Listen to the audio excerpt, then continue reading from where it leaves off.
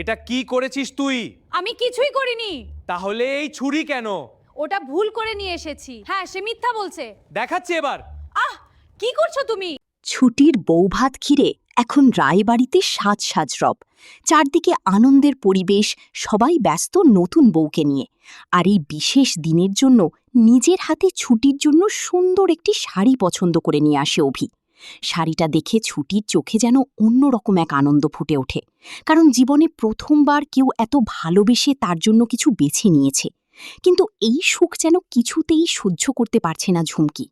অভি যখন shopping mall থেকে অনেকগুলো শাড়ি নিয়ে বাড়ি ফেরে, তখন থেকেই ভিতরে ভিতরে জ্বলতে শুরু করে ঝুমকি।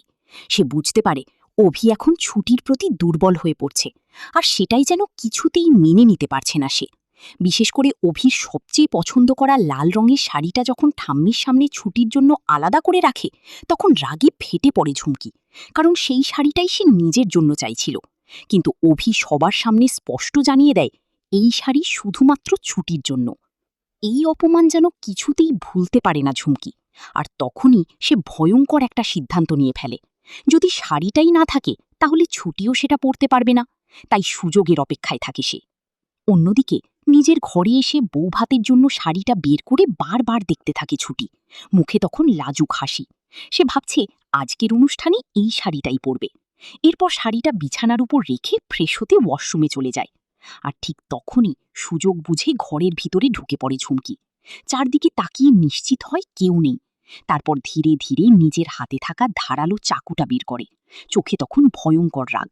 সে শাড়িটার দিকে তাকিয়ে বলতে থাকে, এত শখ করে অভি তোর জন্য শাড়ি এনেছে, দেখছি কিভাবে তুই এটা পরে বৌভাতে যাস।